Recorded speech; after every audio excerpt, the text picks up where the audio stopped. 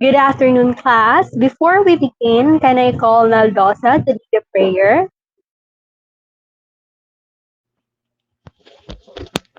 Okay, teacher. In the name of the Father, and of the Son, and of the Holy Spirit. Amen. Dear Lord and Father of all, thank you for today. Thank you for ways in which you provide for us all. For your protection and love, we thank you.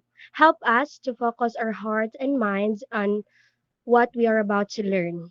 Inspire us by your Holy Spirit, guide us by your eternal light as we discover more about the world around us. We ask all this in the name of Jesus. Amen. In the name of the Father, and of the Son, and of the Holy Spirit. Amen.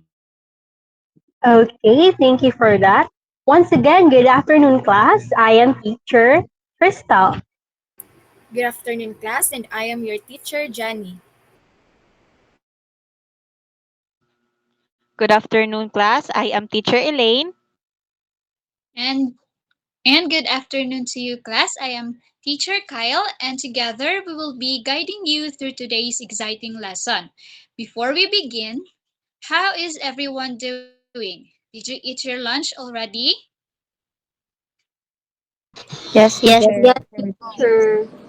That's good to hear. So, all right, for your attendance today, I want you to comment down below your favorite food in the comment box. And don't forget to open your camera. So, while Teacher Elaine checks the attendance, Teacher Jenny will explain the class rules. Teacher Jenny? Okay, thank you, teacher Kyle. Now, here are the class rules. Always remember the word respect. So, R stands for raise your hand. So, raise your hand if you want to speak or wait for your turn to speak. And E stands for engagement. Actively participate in the learning process. So, it means being present in class, listening attentively, contributing to discussions, and asking questions to deepen your understanding. And S stands for speak kindly. So use a positive and respectful language when you are talking. And P stands for participation. So actively participate in class, discussion, and activities. And E stands for enthusiasm. So show interest and excitement in learning. And C stands for courtesy. So treat everyone with kindness and respect. And lastly, T stands for think creatively. So don't be afraid to think outside the box class and explore new possibilities. All right, so that's our classroom rules. So I hope you will apply it inside the classroom. Okay, now let us proceed with our um, learning for today. Teacher Crystal, the virtual floor is yours now. Thank you, teacher Jenny. Before we start our lesson for today, I want you all to energize your mind through this simple game. Are you excited, class? Yes, Yes, teacher. teacher. Yes, teacher. Okay, so this game is called the four picks one word. So there are four pictures that will be shown on the screen, and all you have to do, class, is guess what word is being described. Did you get it? Tap the heart icon if you are all ready. Okay, very good. Let's start. So who wants to answer to the first word? Yes, I can see the hands of Dungog. Primary teacher. Okay, let's try to check if it's primary. Okay, very good. So it's primary. How about the second word?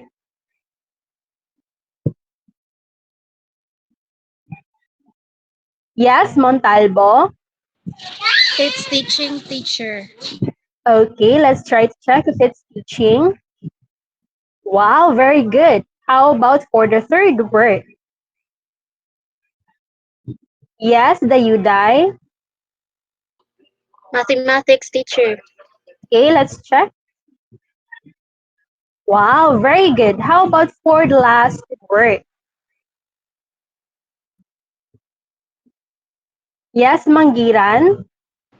Assessment teacher. Okay, let's try to check if it's assessment. Wow, great job, class. Kindly give yourselves a virtual hand, please. Okay, very good. Today, we're going to discuss how teaching and assessment in primary grade mathematics work. Now, let's take a closer look at the primary grades and understand why they are so important in a child's educational journey. So here, who are the primary grades? So when we talk about the primary grades, we are referring to the early school years that typically include grades 1 to 3. So these are the first formal years of school that children attend after kindergarten. So in this grades class, children are usually between the ages of 6 to 9 years old. It's during these early years that children begin to learn and develop the foundational skills they will need for the rest of their education. So can somebody read why primary grades are important? Anyone? Yes, Dacolio, please read. So, why primary grades are important?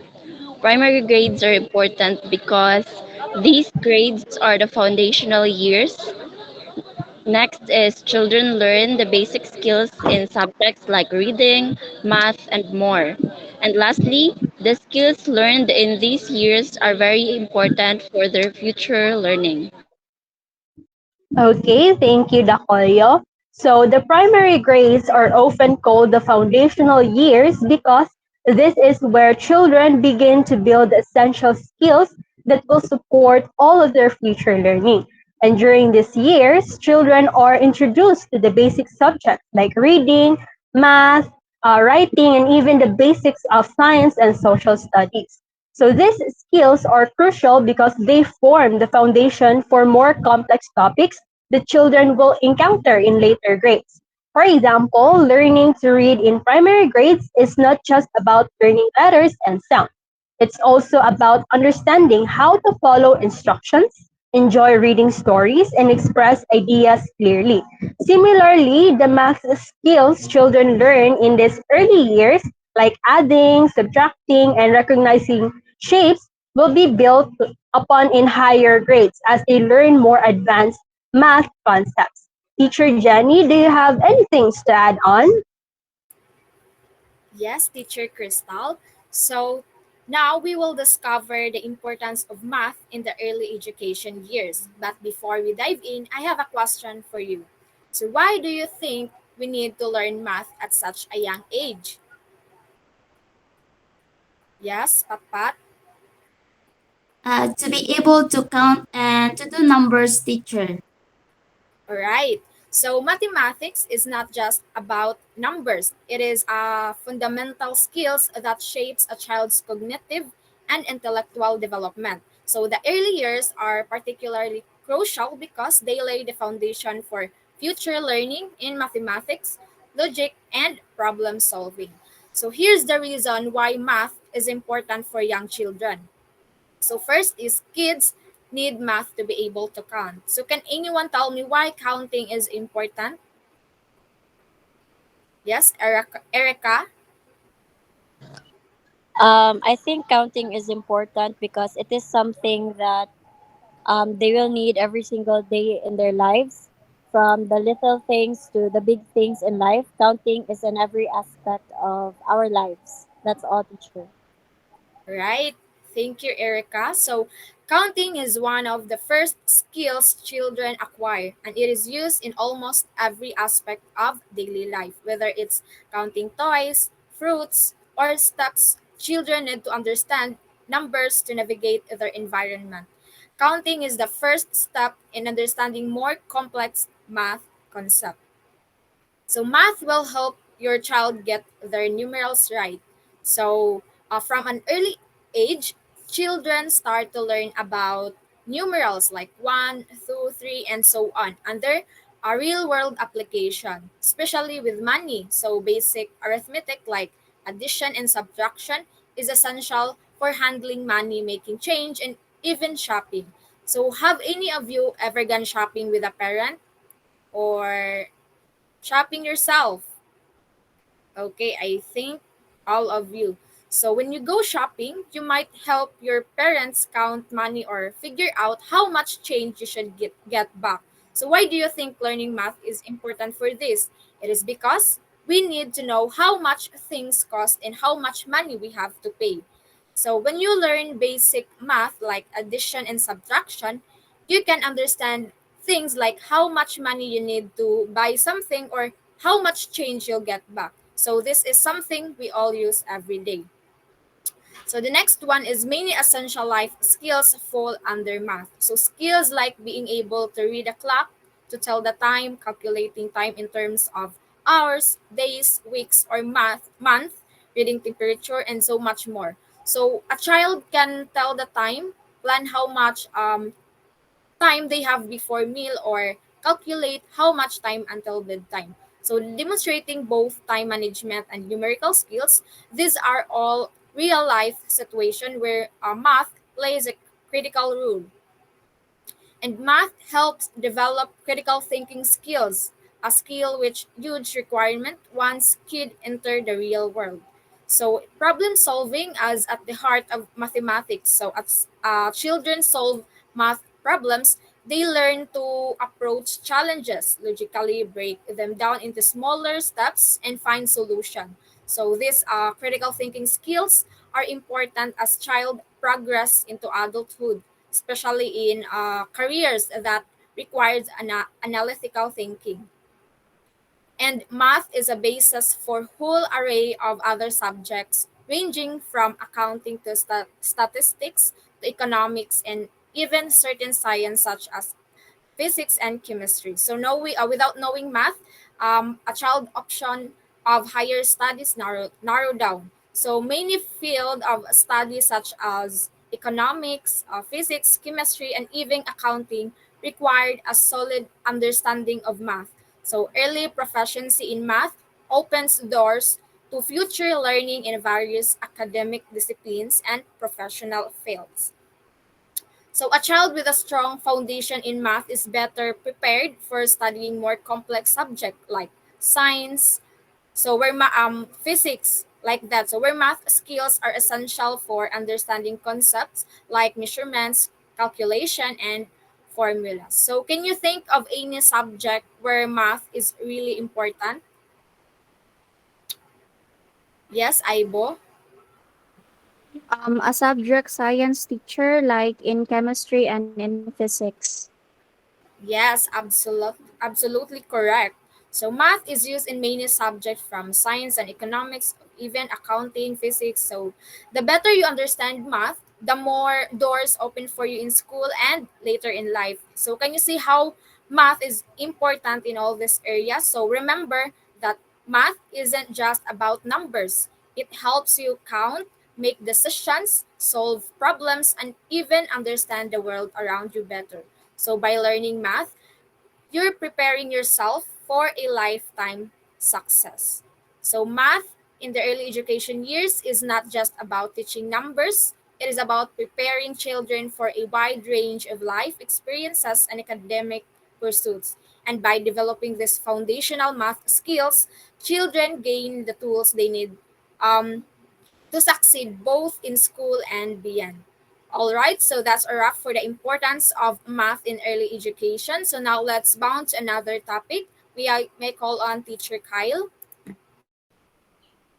Okay, thank you so much, Teacher Jenny. And now let's proceed to the learning trajectories or paths approach. Next slide, please.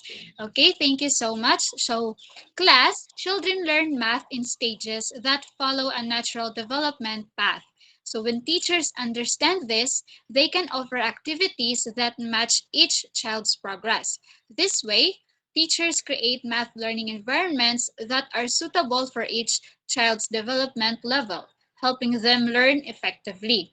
Any useful tool in understanding and supporting the development of children's mathematical reasoning is a math learning trajectory. So math learning trajectories, there are three parts. So the three parts are: first is the mathematical goal, second is the developmental path, and third is the set of instructional tasks or activities.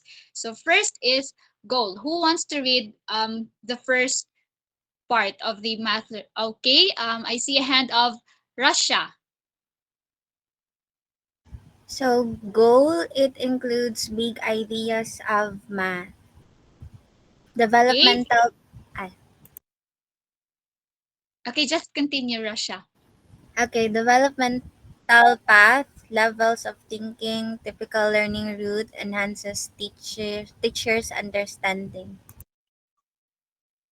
Okay, thank you so much. So for the first part of the learning trajectory, we have the mathematical goal. So mathematical goal, it includes big ideas of math, such as numbers, which can be used to tell us how many, describe order, and measure. For the geometry, it can be used to understand and to represent the objects, directions, and locations in our world. Also, the relationship between knowing how to solve a variety of addition and subtraction problems. Okay, so for the second part of the learning trajectory, we have the developmental path. So the developmental path, it consists of levels of thinking. It also described as the typical learning road for child who follow in developing understanding of and skill in a particular mathematics topic. And for the third, we have it enhances teachers' understanding and offers instructional activities at that level. And for the last part, we have the instructional tasks or activities. So these are the sets of instructional tasks or activities matched to each level of thinking in a developmental progression. Another, it helps children learn the ideas and practice the skills to needed to master at that level. And the third, it promotes children's growth from one level to the next. So learning paths are important. It is because young children's ideas and their interpretations of situations are very different from those of adults. Also, as a future educator, teacher must interpret what the child is doing and thinking of the situation from the child's viewpoint. Okay, next slide, please. Okay, so on the chat box, please type the three parts of math learning trajectories. Again, please type on the chat box the three parts of math learning trajectories. So now I'll give the virtual floor to Teacher Elaine. Teacher Elaine? Thank you for that, Teacher Kyle. So before we start our discussion, I'm going to ask you if I am audible in your end, class. Thank you. So to complete the teacher assessment in primary grade mathematics, it is very important the role of a teacher in a primary grade. So the first rule is mentor. Who wants to read the first rule? Can I have Belmonte? The first rule is mentor. So mentor teachers can be role models and help students build character. Thank you, Belmonte.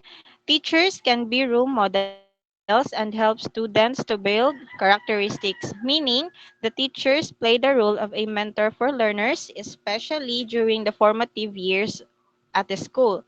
Early learners and young students usually observe the behavior and approach of their teachers to mirror their own actions. How about the second rule of a teacher in a primary grades who wants to read? Can I have Jenny Beth?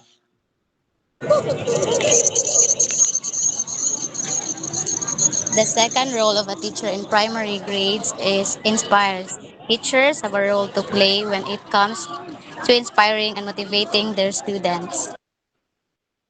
Thank you, Jenny Beth. So the spent in the classroom or learning environment is often to intimate spaces where the teachers play an influential role. So the students see their teachers as well as they they see the figures of authority to look up them as a source of inspiration. So for the third rule, it is a role model. So the teachers are looked up to the models by students. So the students They see their teachers as a figure of wisdom or kindness, and they also find it easy to model their personality and behavior based on the teachers they admire. So the third rule is collaborator.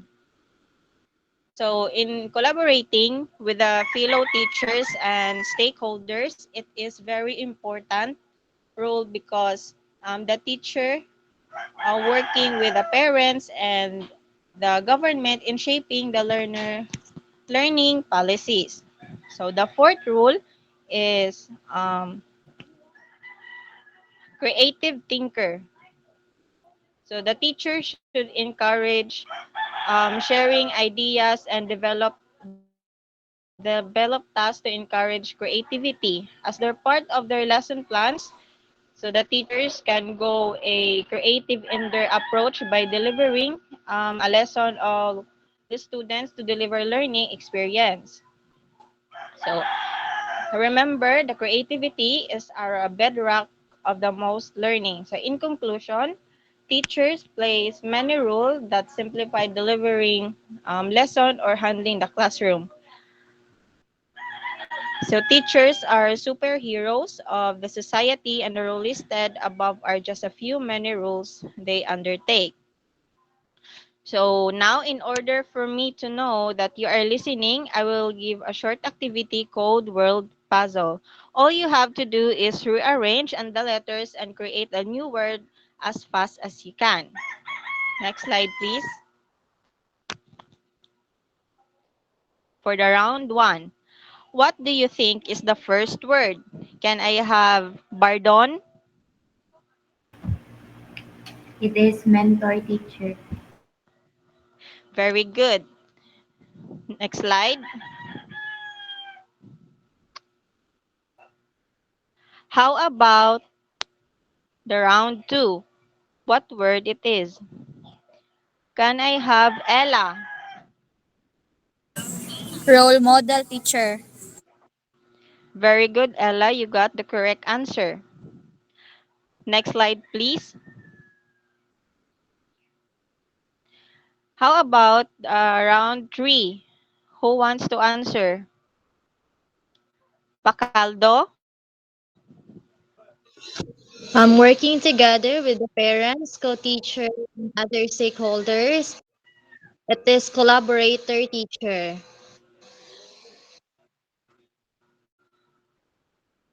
Very good, class. I bet that you did listen to my discussion because you are so participative. So that's all for the role of a teacher in a primary grade. So, Teacher Kyle, take it away, please.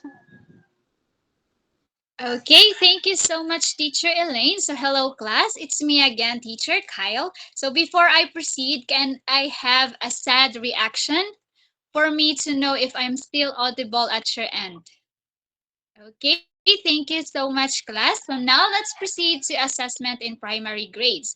So a very important concern that demands urgent attention is the assessment, specifically the classroom assessment, which should be within the K-12 basic education framework and aligned with the learning standards of the enhanced curriculum. So this lesson will help us to understand assessment and how it is used in the classroom.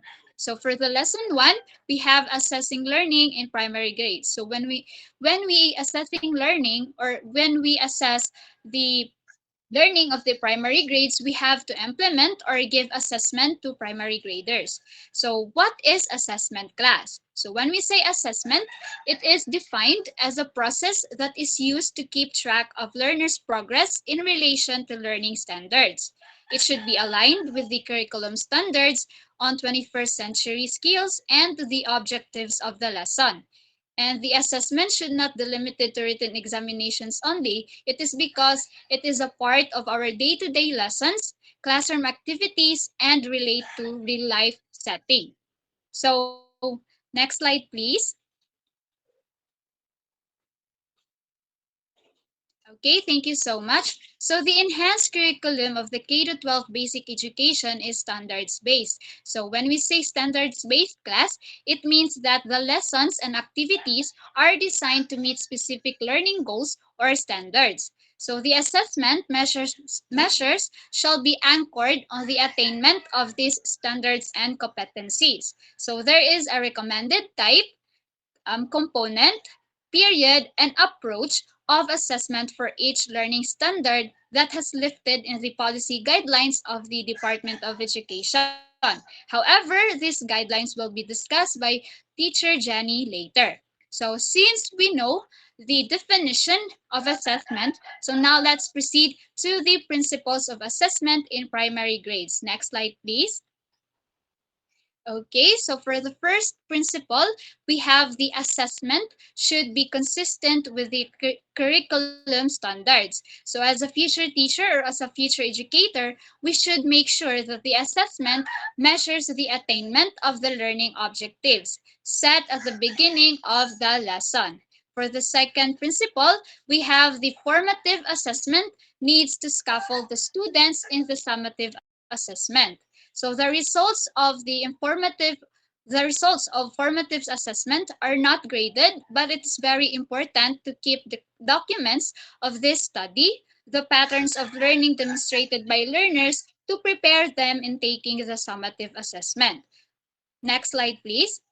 For the third principle of assessment in primary grade, we have the assessment results must be used by teachers to help learn better. So the teacher, or as a future teacher or educator, must seek ways to use assessment to help the students want to learn and feel able to learn. And now for the last principle of assessment, we have assessment is not used to intimidate learners. So class, please remember that the main purpose of the assessment is to improve learning, not to increase the anxiety among learners. So did you get it, class? Can I have a heart reaction? Okay, thank you so much for the responses. So for me to know that you understand my discussion, I prepared a short activity for the class. So the short activity is called true or false. So for the instruction, if the statement is true, you say, yay! If the statement is false, you say, oh no! Again, if the statement is true, you say, yay! If the statement is false, you say, oh no! Okay, for the number one, who wants to read and answer? Okay, can I have Montemayor? The assessment should be inconsistent with the curriculum standards. Oh no. Okay, are you sure? Bebe J. Yes, I am sure. Okay, very good. So your answer is correct. It is false. Another for the number two, who wants to read and answer? Okay, can I have Aligway? Assessment results must be used by teachers to help learn better. The answer is yay.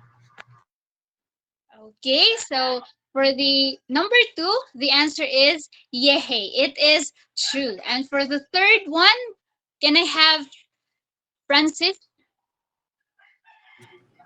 Assessment is used to intimidate the learners. Oh no. Thank you so much for your participation, class. So for the third question, it is false. Okay, thank you so much. Now, sorry. Now let's proceed to the lesson 2, which is the traditional assessment. So assessment has a specific purposes, namely to monitor students' progress, to gather data for instructional decisions, to evaluate students' achievement and performance. Also, the assessment used to evaluate the program. So what is traditional assessment? Next slide, please.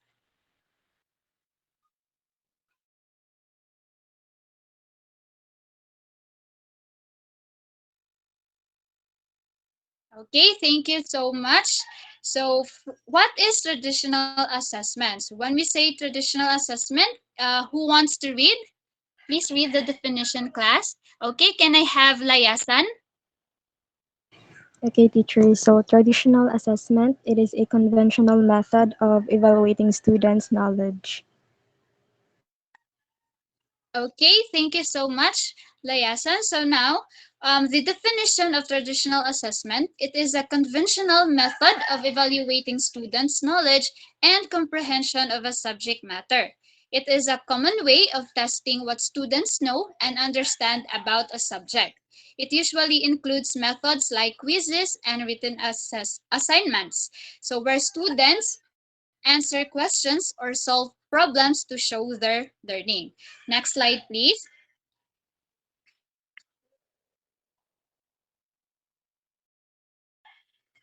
Okay, class. So take a look on the table. So in the table, those are some issues and the apparent comparison with the authentic assessment and traditional assessment. So in the table, the comparison puts the traditional assessment in the bad light, but the traditional assessment is still relevant and necessary in the current situations. So at present, the traditional assessment may have issues but still have advantages. So this assessment measures are more objective, valid, and reliable. And now let's proceed to the principles of traditional assessment. Next slide, please. Okay, who wants to read the 5 principles of traditional assessment? Can I have Atienza? Principles of traditional assessment. For number one, the purpose of the assessment and whether the task fulfills the purpose. Two is the validity and reliability of the assessment that you are constructing. Three, the reference of the assessment. Number four, the construction quality of assessment items. And lastly, for number five, the grading of the assessment. Okay, thank you so much for that, Miss Atienza.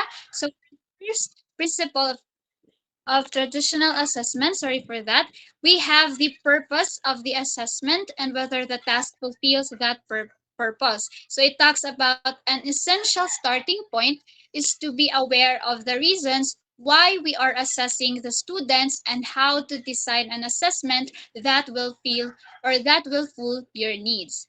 And for the second principle, we have the validity and reliability of the assessment that you are constructing. So we have to make sure that the assessment is both valid and reliable. When we say valid, it means to measure what is supposed to measure. For example, a math test should assess math skills, not the reading ability.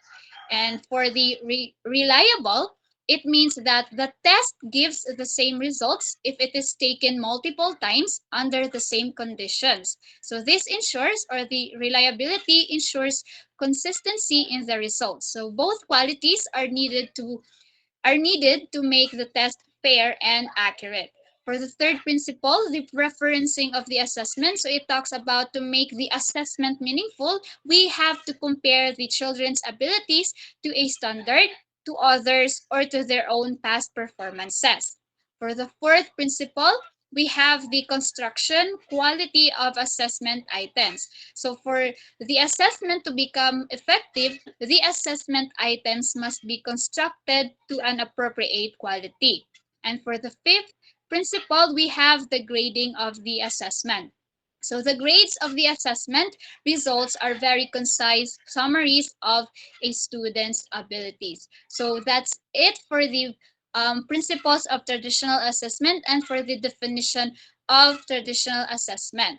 So can I have angry reaction for me to know that you are still listening?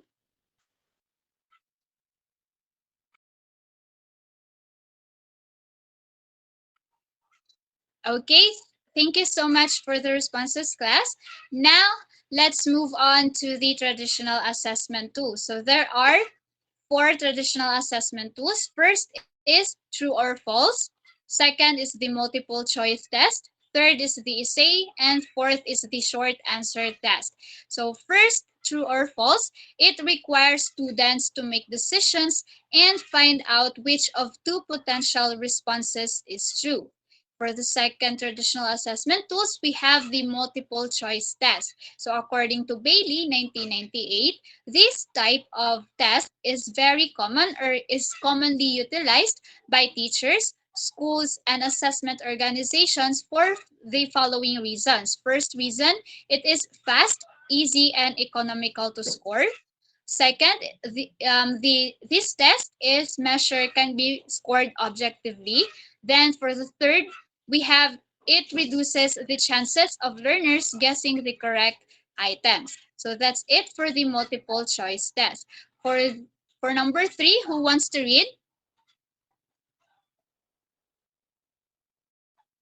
Okay, can I have Suntosidad? Hello, teacher. Am I audible?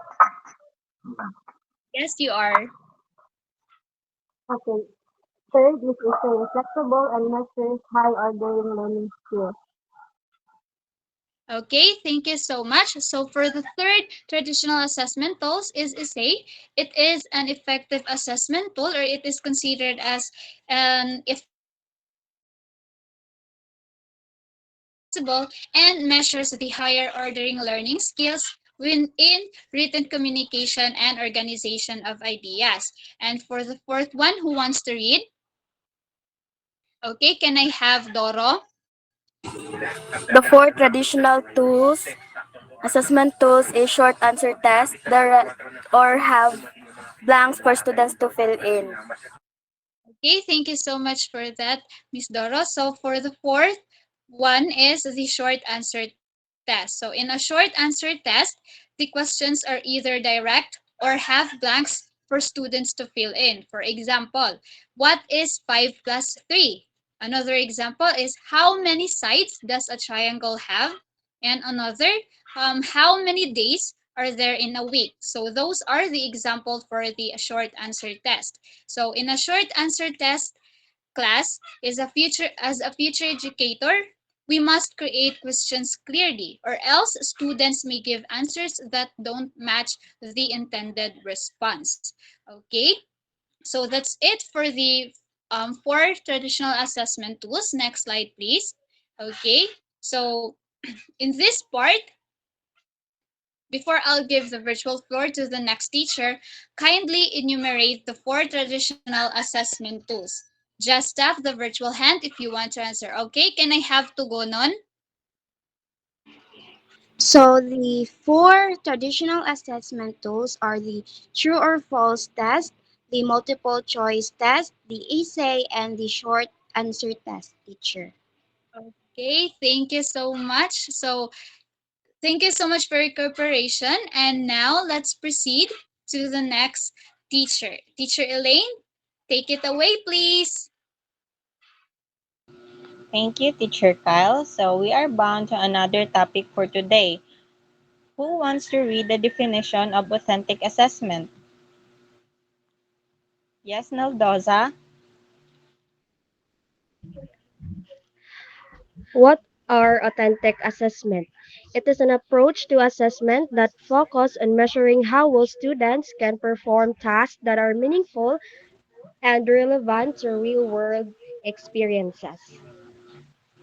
Thank you, Naldoza. So that's right. Authentic assessment involved the application of knowledge and skills in a real-world situations, scenarios, or problems, just like creating a student-centered learning experience by providing students opportunity to problem solve or inquire and create new knowledge. So, can someone in the class give me an example of authentic assessment?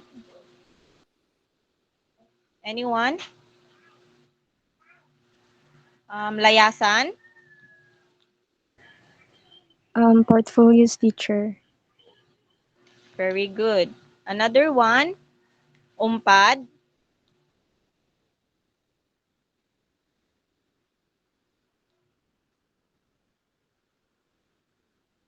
We call another pakaldo. Journal teacher. An Oh, okay. interview teacher. Okay.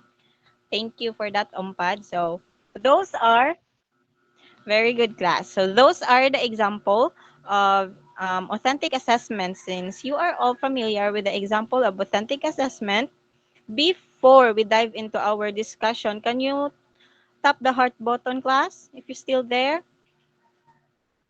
Very good. Thank you, class. Now, let's proceed to the principle of authentic assessment. Next slide, please.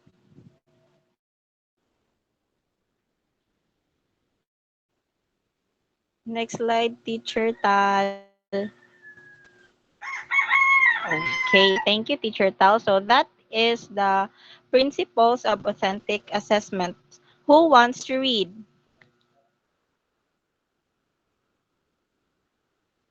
Manatad? Focus on what really matters. You read all the principles. Thank you. Provide valid indicators. Support student learning. Use teacher time efficiently.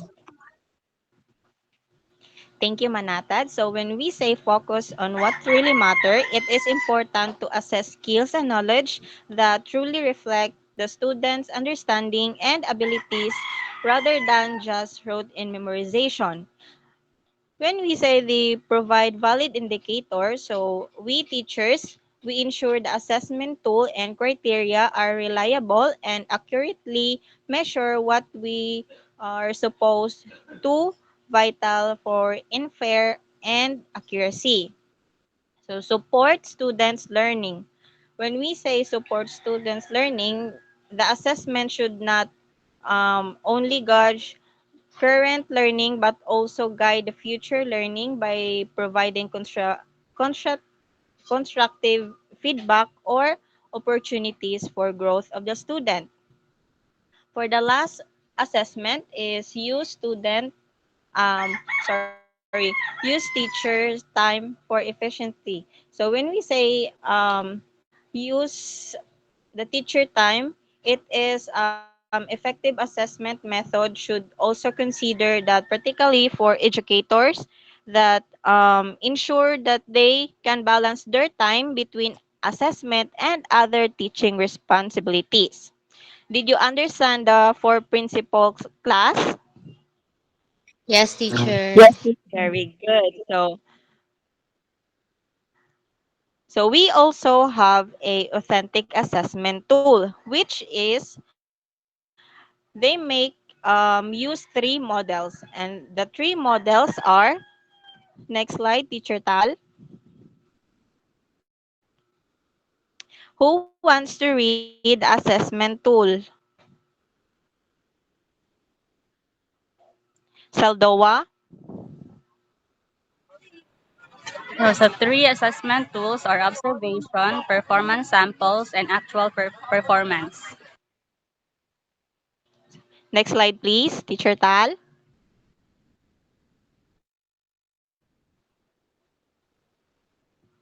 So when we say observation, these include the date and information that the teachers collect for the data work of a student. So as you can see in the right side, these are the example of observation checklist.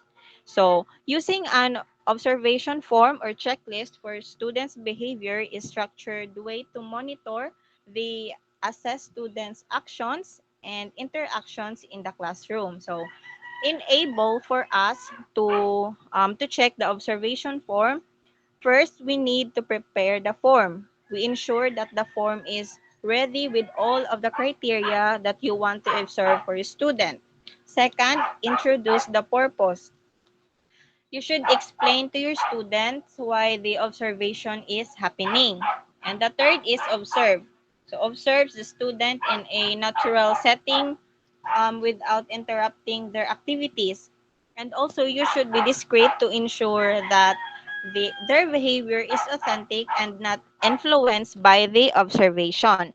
And the last one is you should review and reflect the if you completed the form already so that the pattern and behaviors you have recorded to understand better how your students is performing inside the classroom.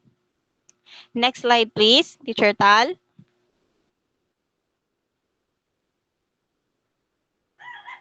Thank you. So we have the second tool. So the second tool is developmental checklist. So who wants to read? Desiree. Developmental checklist is an observation tool which requires a teacher's recorder to describe the traits of learning behaviors being assessed. Thank you. So in developmental checklist, it is a great tool to track the support and the growth of the progress of the students to various developmental areas. So in the right side, that is the example of developmental checklist. So enable for us to check them, we need to adjust and to match the specific developmental areas and skill that you want to monitor of your students. The third performance sample is, next slide please.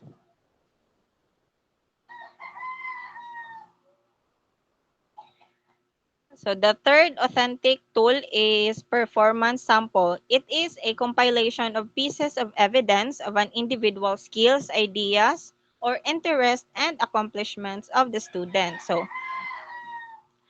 there are in the portfolio there are the following purposes. So the first purpose is assessment of the student grow, where the portfolios provide a comprehensive view of a student to progress over time, showcasing their strength, areas of improvement, and overall development across the various level of the subject. And the second one is communication with the parents. It also important to keep the parents informed about their child's progress, achievement, and challenges. And the last purpose is by reviewing student portfolios. So supervisors can assess the effectiveness of academic program. They can identify what's working well or what they need to adjust, or ensuring that the curriculum meets educational standards and the students' needs. So the example of this is essays, pictures, reference note, chart group report, and artwork. So under the performance assessment tool, we have the oral questioning and observation and self-report. So when we say oral questioning, it is appropriate assessment method for actual performance when objectives are to assess the student's stock knowledge and enable for us to determine the student's ability to communicate in different ideas. And actual performance or self-report or observation, it is form of checklist consists a list of behavior that make the certain type of performance. So do you understand class the authentic assessment? Yes, teacher. Yes, teacher. Thank you. So if you really understand the lesson, I have here a activity and I want you to provide the missing letters. So the game called Complete Me. Are you ready, class? Yes, Yes, teacher. Yes, teacher. teacher. For the round one, what word it is? Talibutab? I think the word is journal, teacher. Next slide, Teacher Tal. Very good, Talibutab. You got the correct answer. How about the number two? Pat Pat? Interview, teacher. Very good, Pat Pat. How about the number three?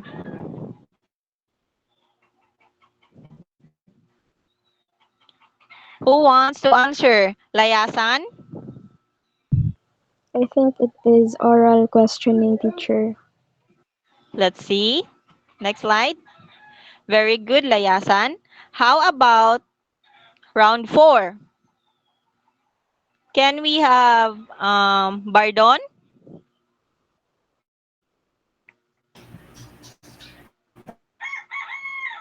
Performance samples, teacher. Let's see, Teacher Tal. Next slide. Very good, Bardon. How about the last one? Who wants to answer? Another hand. Mayril. Observation teacher. Let's see. Wow, very good class. You are all amazing. You got the correct answer. So now I am confident to discuss the next topic. So let's proceed to the lesson 4. So in the lesson 4, we are going to tackle about the designing learning portfolio. So what is learning portfolio and what is the purpose? Who wants to read? Can I have Manggiran? A learning portfolio is a collection of artifacts that represent the learning and interest of an individual. The purpose is to provide evidence of what one has learned, especially how it relates to standards such as those found in the Common Core curriculum. Thank you for that, Manggiran. So the learning portfolio is a collection of artifacts that represent the learning and interest of an individual. So these artifacts could include reflective writing, projects, drawing, paintings, photographs, sketches, essay, or written reports. So example, the middle school students who have been doing an English language intensive to prepare for them for high school. So they need a portfolio that demonstrates and represent, and they all have to access technology that they can use represent the portfolio to decide including film, audio clips, and digital presentation. So what are the three types of learning portfolio? Next slide, please. So we have the assessment portfolio, development and growth portfolio. Third is showcase or best portfolio or display portfolio. So when we say assessment portfolio, it is a document what the student has learned based on the standards and competence expected of the students at each grade level. For the second one, when we say developmental or growth portfolio, it is consist of the student work over time or extended time. And the third one is it display or best work or showcase the portfolio. The students are exhibit their best work and interpret its meaning to showcase the portfolio demonstrating with the highest level. So there are 5 essential of characteristic of an effective portfolio. Next slide, please. We have purposeful, variety, reflective, organized, and authentic. So when we say purpose, an effective portfolio is um, po- aligned with the learning goals and objectives set by the teachers and the curriculum. When we say variety, it is includes the written work, projects, artworks, audio or video recordings. And for the reflective, it is encourage students to reflect on their own learning. And the fourth one is organized, which is it includes clear label, data, and categorize of work that makes them easily accessible. And the last one is authentic, which is example of the students' work that reflect the real world applications. Again, class, what are the three types of learning portfolio?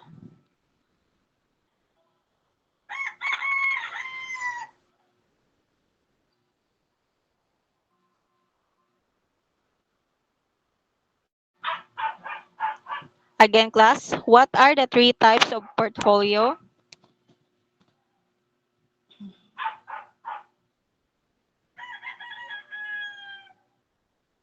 Can I have Montemayor?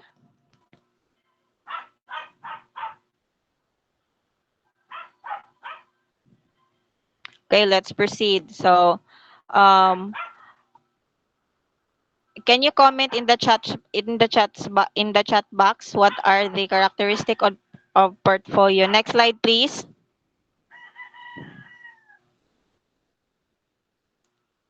Next slide, Teacher Tal.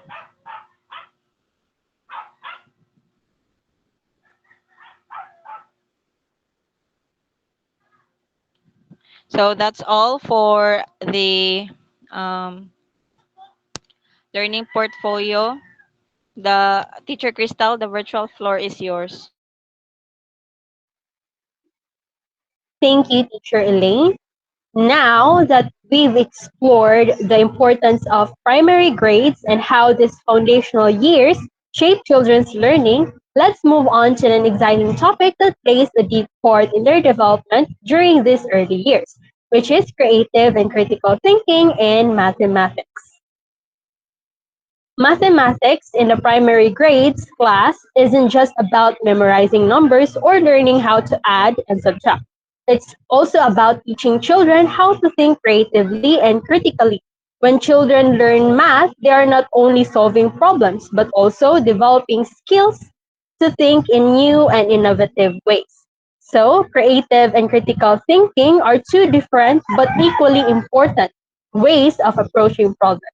So let's have first the creative thinking. It is by using imagination to find unique solutions. So creative thinking is all about thinking outside the box in simple terms. So it's when the students come up with new, unique ways to solve problems or explain ideas. While critical thinking class, it is by analyzing and making smart decisions in solving problems. So critical thinking is the skill of analyzing and evaluating information carefully. So it's when students think deeply about their choices and come up with well thought out answers. So, in short, the difference between the two is that creative thinking explores possibilities, while critical thinking ensures those possibilities are practical and effective. Again, class, creative thinking explores possibilities, while critical thinking ensures those possibilities are practical and effective. Kindly tap the confetti icon if you understand the difference between thinking creatively and critically. Okay, thank you so much. So, class, to check your understanding, let's work together to solve a problem. In this situation, we need to think creatively and critically to find different ways to share apples among friends. So, here, the problem is if we have 12 apples and 4 friends, how could we share them in different ways? Anyone from the class? Yes, Bardon? If we have 12 apples and 4 friends, how could we share them in different ways? So we can think of many ways to divide the apples. One way is to give each friend 3 apples. So this way, everyone gets an equal amount and we know it's fair because 12 divided by 4 is 3. So that is one solution. That's great solution, Bardon, and everyone gets an equal share. But let's get creative. What if we try dividing the apples in different ways? So what if we give two people 2 apples each, and 2 people get 4 apples each? What do you think? Anyone from the class? Yes, Pacaldo. Good afternoon, teacher. I think the total still adds up to 12, but we're dividing the apples in a new way. This gives a different but still fair solution, teacher. Okay, wow, very good, Pacaldo. So therefore, class, as a future teacher in primary grades, we aim to introduce students to both of these ways of thinking through activities and questions. Just like what we did, I asked you how we could share the apples in different ways that encourages students to think in fresh and careful ways. Additionally, we really need to check if our solution is reasonable and it allows you or the students to think creatively, finding other solutions to solve the problem. So to stimulate creativity in math, we can give students activities where they can explore different possibilities. For example, using hands-on materials, exploring patterns, and open-ended questions. So let's have first the using hands-on materials. So using hands-on materials, you let the students use blocks, beads, or even sticks to count or add, since it's a fun, creative way for them to see how numbers work. So hands-on materials class allows students to connect math with the physical world.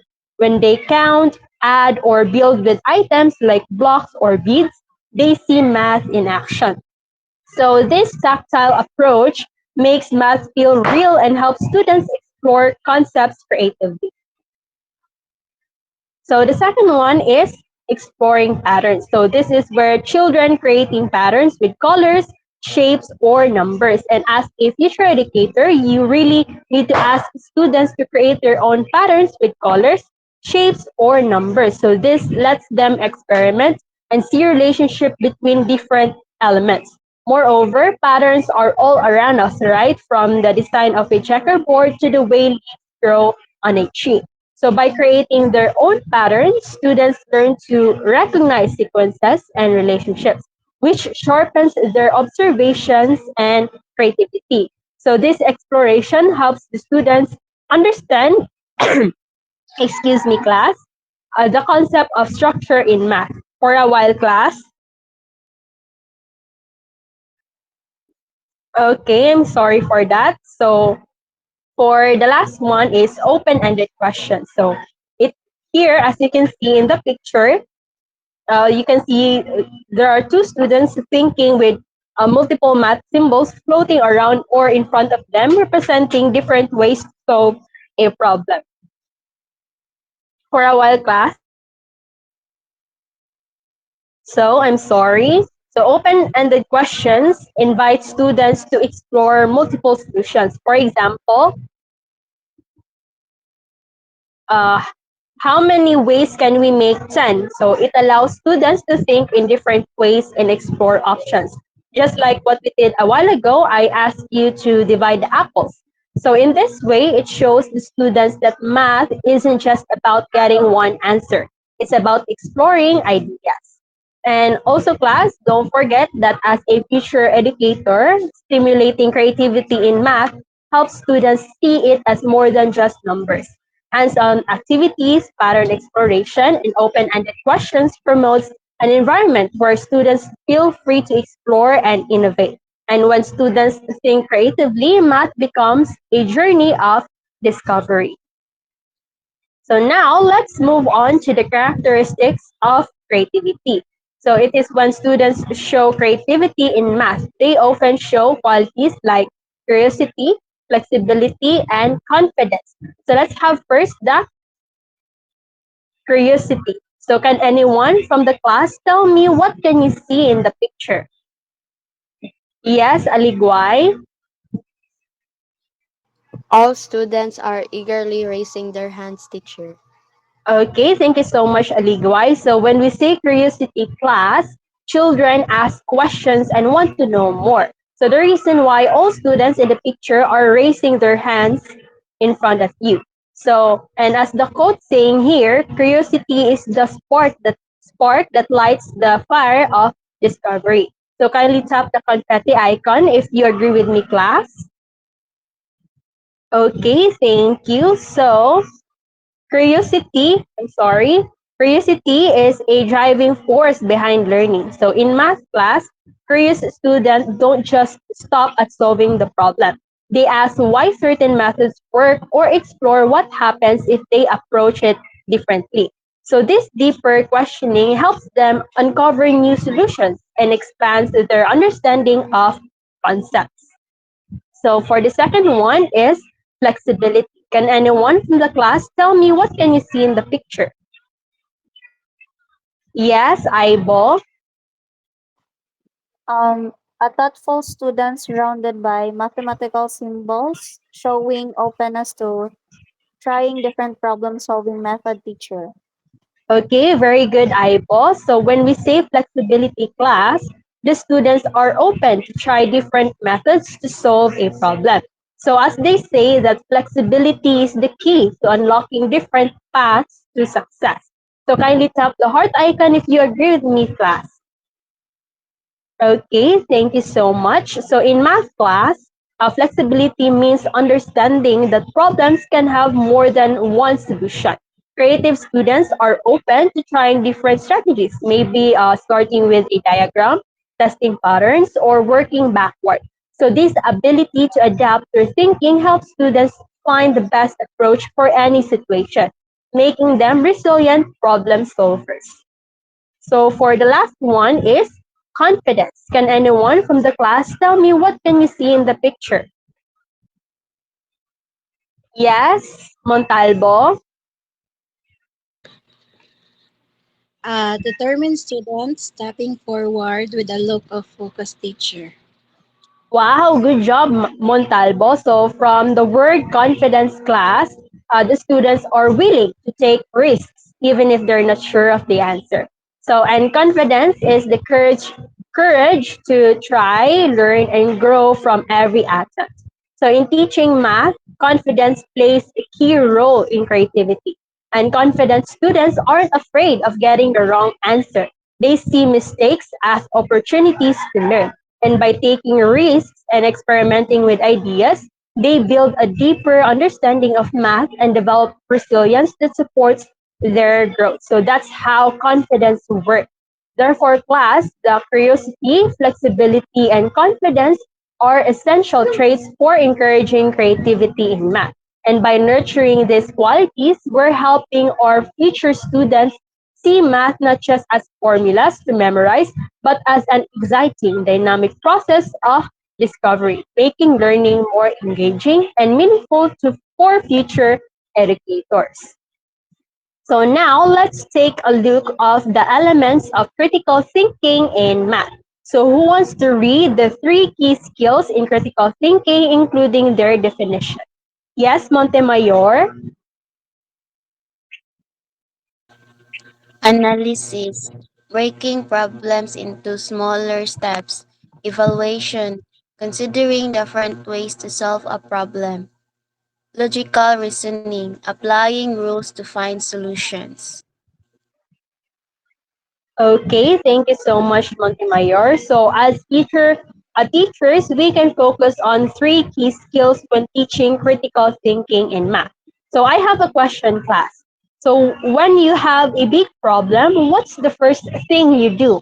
Anyone from the class? Yes, Bardon.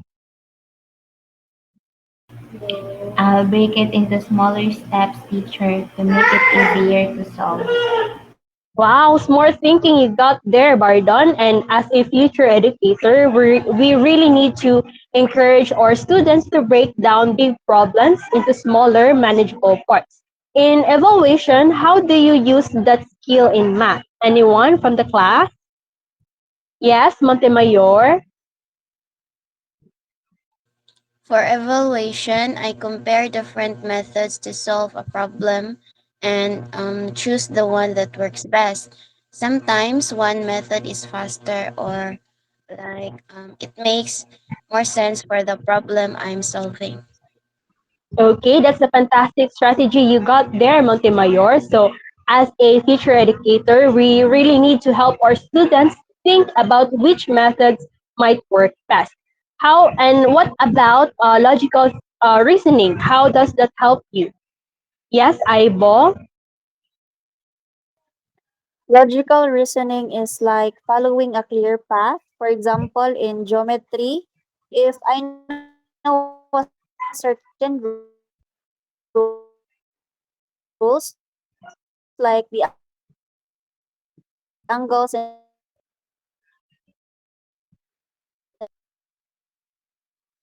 Okay, you're absolutely right, Aibo. So as a teacher educator class, we really need to teach our students to apply clear steps and rules to solve problems systematically. So these skills are fundamental in developing young mathematicians. So by teaching critical thinking in math, we are helping students build the foundation of logical reasoning and problem solving that they will use in every subject and in life. And our goal is to guide them through the process of analyzing, evaluating, and reasoning. So they become independent thinkers who are ready to face any challenge both in math and beyond. So for me to check your understanding, I've prepared an activity called Answer Me. All you have to do is to answer your own opinion on only. So to reveal the questions, I want Pat Pat to read the magic spell. Mary Ann Pat Pat, are you there? Yes, teacher. Okay, so think creatively, reason critically, and solve problems brilliantly. Okay, thank you so much, Pat Pat. So here is the first question. So why is it important to use both creative thinking and critical thinking when solving problems? Yes, the Uday. Creative thinking helps with brainstorming, while critical thinking helps with choosing the best option. Wow, very good. That's perfect, the Uday. How about for the second question? As a future teacher, how would you encourage your students to think creatively when solving a math problem? Yes, Pacaldo. As a future educator, I would like to encourage my students to think creatively by asking them to find multiple ways to solve a problem by using pictures, patterns, or objects to explore different solutions, teacher. Wow, what a nice strategy you got there, Pacaldo. So how about for the last question? So as a future teacher, how would you help your students analyze math problem before solving it? Yes, Manggiran?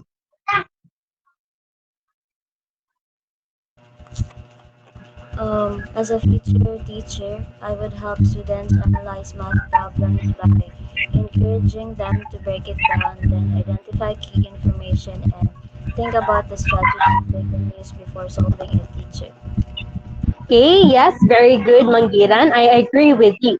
So I believe that would be all for my part. Teacher Jenny, the virtual floor is yours. All right, thank you, Teacher Crystal. So, class, can you tap the heart button if you're still there? Okay, thank you. So, this time we're going to talk about the classroom assessment framework that is part of the K to 12 basic education curriculum.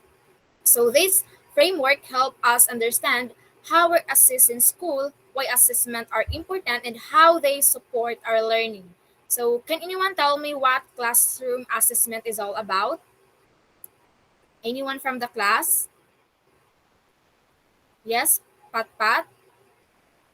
So classroom assessment helps teachers see how well we're doing in school. It's how they track our progress, teacher. Exactly. So classroom assessment, it is a process where teachers track your learning progress. So it helps them see where you are doing well and where you might need extra help. So why do you think it is important to recognize that students have different learning needs? Yes, Bardon? Maybe because everyone learns in different ways. So some of us are faster and some need more time to understand things. That's right. So thank you, Bardon. So teachers need to consider that not all students learn the same way or at the same pace. So this is why classroom assessment help identify each student's strength and areas for improvement. So it is also help students develop important skills for the future like problem solving and working with others. So now let's talk about the theoretical basis behind the classroom assessment. Next slide, please. Right. So classroom assessment, it is an integral part of teaching and learning. So this means assessment is embedded within the teaching process, not just a final evaluation. So it is to provide continuous feedback, allowing for adjustments to teaching strategies. And for the second one, it is recognizes the diversity of learners inside the classroom. So every student is unique with different strengths, weaknesses, learning styles, and abilities. So classroom assessment helps to accommodate this diversity, ensuring that all students have the opportunity to succeed. And lastly, it facilitates the development of learners' higher order thinking skills and 21st century skills. So, classroom assessments support not just the acquisition of basic knowledge, but also the development of critical thinking, creativity, communication, and collaboration, all of which are essential for success in the modern world. So, next slide, Teacher Crystal. Okay, so who wants to read the definition of assessment? Yes, Faith? Assessment is a process that is used to keep track of learning progress in relation to learning standards and in development of the 21st century skills. All right. Thank you, Pacaldo. So, an assessment, it is a systematic way to evaluate students' learning. It helps track progress, encourage self-reflection, and provide a clear picture of student performances.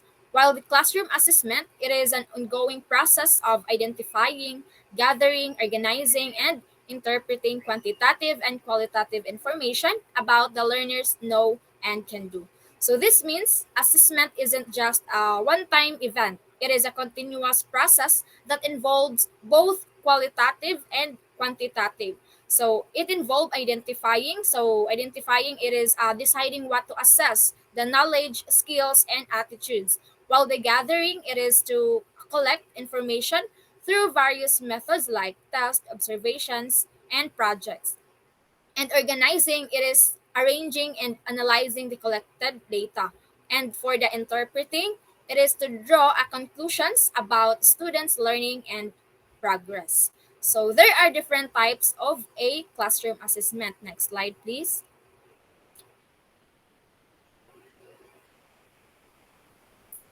All right. So we have a diagnostic, formative, summative, and criterion reference. So when we say diagnostic, it is to assess a student's strength, weaknesses, knowledge, and skills prior to instruction. Like for example, a pretest. So a pretest is to determine what students already know about a topic before starting a new lesson.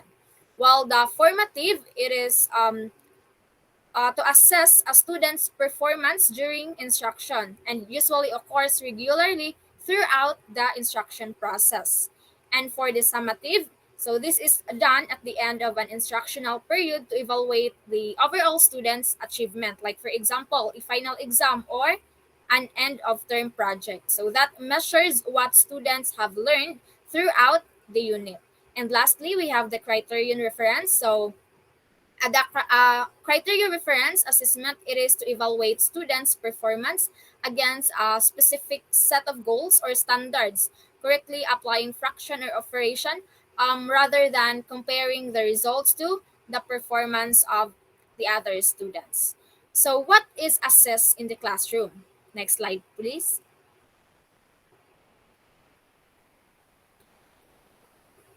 Okay. So assessment in the classroom is aimed at helping students perform well in relation to the learning standards. Learning standards comprise a content standards, performance standards, and learning competencies that are outlined in the curriculum. So the curriculum defines three components that are assessed. First, we have the content standards. So a content standard, it is to identify and set the essential knowledge and understanding that should be learned. So for example, content standards for fraction might state that students should understand how to represent and compare fraction, perform operation on fractions such as addition, subtraction, multiplication, and division, and understand the concept of equivalent fraction. So this content standard define the essential knowledge and understanding that students need to have about fractions. So students must know how to simplify fractions, convert between improper fraction and mixed numbers, and compare fractions with a different denominators. And the next one, we have the performance standard. So a performance standard, it is describe the abilities and skills that learners are expected to demonstrate in relation to the content standards and integration of 21st century skills. So these standards, for example, it is related to fractions, might describe the skills students are expected to demonstrate. For instance, students should be able to add and subtract fractions with different denominators and use a visual models like fraction bars or number lines to represent and solve fraction. So the purpose of these standards is to specify the abilities and skills students need to demonstrate in relation to fractions, such as applying their understanding of fractions to solve a real-world problems, which also integrates in 21st century skills like problem solving and critical thinking. And lastly, we have the learning competences. So it refers the knowledge, understanding, skills, and attitudes that students need to demonstrate in every lesson and learning activity. So, for example, learning competences for fractions could include the ability accurately add, subtract, multiply, and divide fraction, recognize equivalent fractions, and solve world problems involving fraction. So, additionally, students should demonstrate positive attitudes toward learning and approach fraction problems with confidence. So, the purpose of this standards is the specific knowledge and skills and attitudes students must demonstrate in each lessons about fractions. So in a lesson on adding fractions, students must understand the concept, applying the correct procedure, and display a positive attitude toward learning the material. Now let's proceed on how learners assessed in the classroom. Next slide. All right, thank you. So learners can be assessed through individual formative assessment and collaborative formative assessment. So teachers use different methods to assess students in the classroom.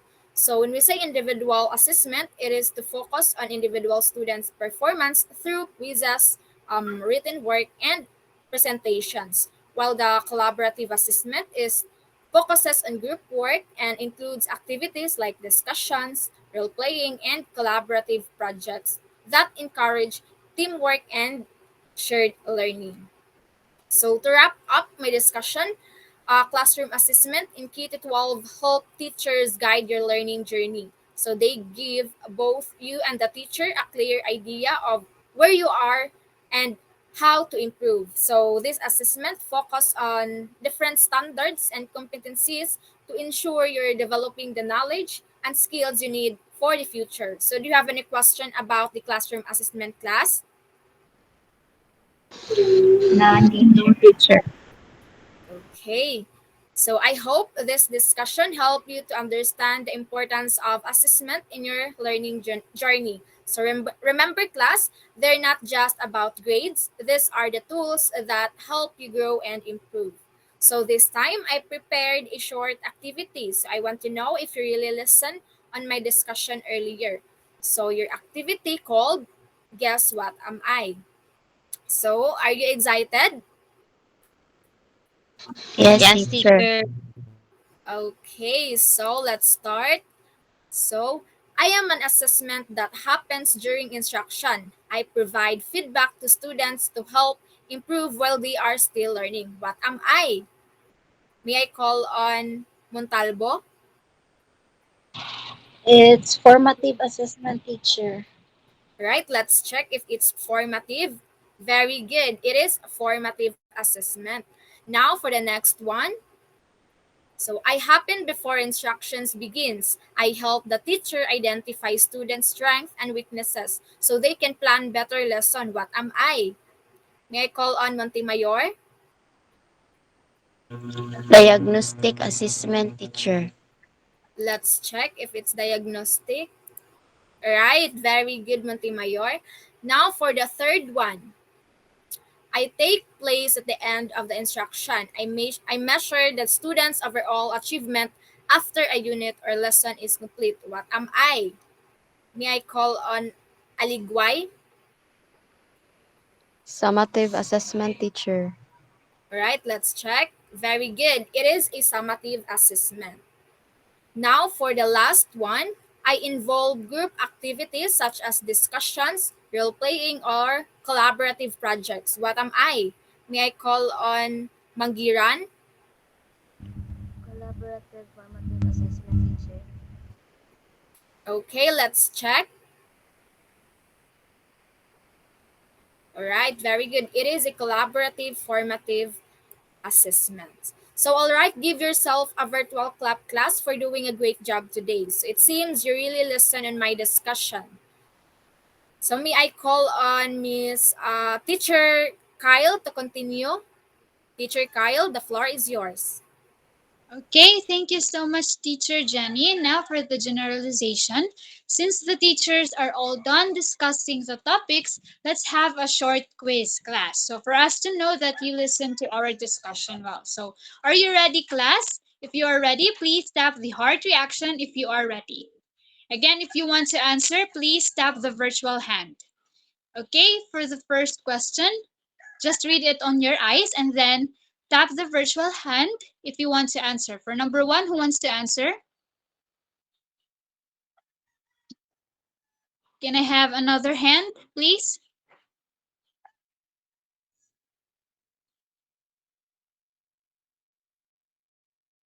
Okay, can I have Miss Pacaldo?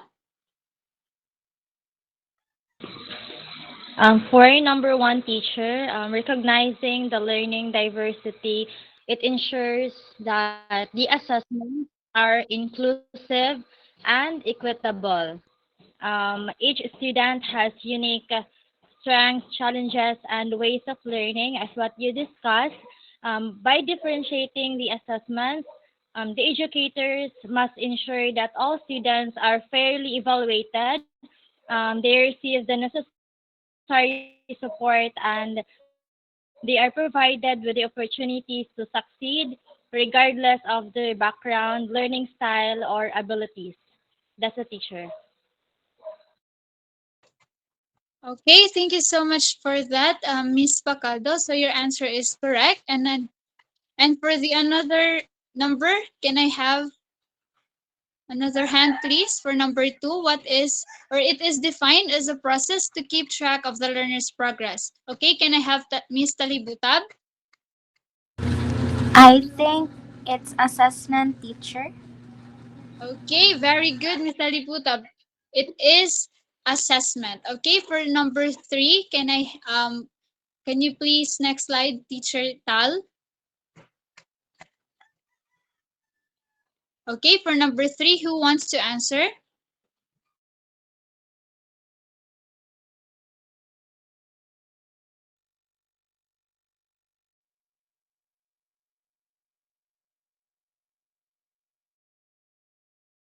Okay, can I have Miss Bardon? Recognizing learner diversity the ensures that assessments are inclusive and equitable. So each student has unique strengths, challenges, and ways of learning. So by differentiating assessments, educators can ensure that all students are fairly evaluated, receive the necessary support, and are provided with opportunities to succeed regardless of their background, learning styles, or abilities. Okay, thank you so much, Miss Bardon. Teacher Jenny, can you please check if Miss Bardon answer is correct? Yes, Teacher Kyle, the answer of Bardon is absolutely correct. Okay, thank you so much. For number four, as a future educator, what role do content standards, performance standards, and learning competencies play in a classroom assessment? And how can you ensure they are effectively assessed? Okay, can I have Alivio? Well, content standards, performance standards, and learning competencies are actually crucial in guiding both teaching and assessment. And to ensure that these standards are effectively assessed, I believe that I should align my assessments with the specific objectives outlined in the curriculum. Okay, teacher Jenny, can you please check the answer of Miss Olivia if it is correct? Yes, teacher Kyle. Kareel got the correct answer. Okay, thank you so much. And now for the fifth question, who wants to answer? Next slide, please. Okay, what type of assessment which student ask to perform real world task and why is it important? Can I have okay, Miss Layasan, what is your answer? Authentic assessment teacher, excuse me, because it connects learning to real world applications, making it more engaging and meaningful for students. And it also helps students develop essential skills like communication, collaboration, creativity, and problem solving. Okay, teacher Jenny, can you please check if Miss Layasan's answer is correct? Yes, teacher Kyle. Layasan answered it correctly. Okay, thank you so much. And now for this number 6 as a future educator, how can you use the authentic assessment in your classroom? Okay, Ms. Talibutab. So, as a future educator teacher, I believe I can create a classroom where students are actively engaged in their learning, develop real world skills, and feel a sense of purpose in their education. Also, students can work together on projects that require them to apply their knowledge and skills in a collaborative setting. This helps them develop essential teamwork skills. Okay, teacher Elaine, can you please check if the answer of Miss Jonalyn is correct? Yes, teacher Kyle, the answer of Miss Talibutab is correct. Okay, thank you so much, Ms. Talibutab. And now for the last question. As a future educator, how can you balance formative and diagnostic assessments in a classroom to support continuous learning? Anyone?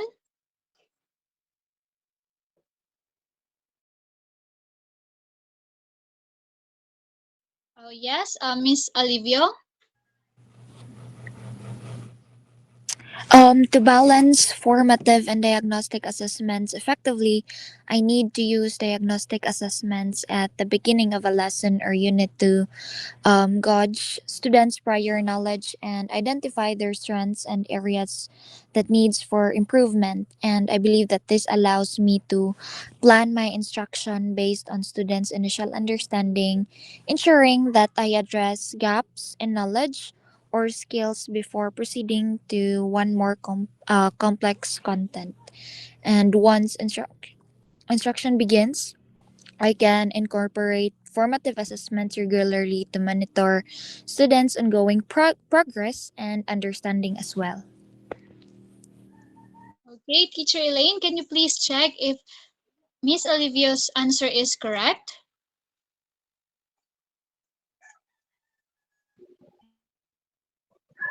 Yes, teacher Kyle, the answer of Miss Karil Alivio is correct. Okay, thank you so much, class, for your participation. So now, let's have a short recap of our discussion for today. So for the recapitulation, again, class, a useful tool in understanding and supporting the development of children's mathematical reasoning is math learning trajectory. And also the assessment is a process to monitor the learner's progress, and it should not intimidate learners even if it is traditional or authentic assessment. Teacher Crystal, do you have anything to add on? Thank you, Teacher Kyle. So, critical and creative thinking in mathematics for primary grades focuses on teaching students to analyze problems, think logically, and explore multiple solutions. It encourages curiosity and innovation by involving students in real life problem solving activities that enhance their understanding of mathematical concepts. This approach helps develop essential skills such as reasoning, decision making, and creativity making math both practical and engaging for young learners. Teacher Jenny. Right? For the classroom assessment framework, this is part of the K to 12 curriculum designed to track students' progress, identify learning needs, and support overall development. So it helps teachers understand students' strengths and weaknesses while ensuring teaching strategies align with students' diverse learning style. So a classroom assessment class not only to measure learning outcomes but also support students' personal growth and equips them with the skills for future challenges. So before we wrap up, let me leave you with this thought. So success is not final. Failure is not fatal. It is the courage to continue that counts. So this quote inspires resilience, reminding us that both success and failure are temporary. So what truly matters is the determination to keep moving forward, learning from each experience and never give up on our goal. Right, Teacher Crystal? And that concludes our discussion for today. Once again, I am Teacher Crystal. And I am your teacher, Johnny. And I am your teacher, Elaine. And I am Teacher Kyle. Thank you for joining us, class, and we'll see you next time with more exciting learning. Take care, everyone.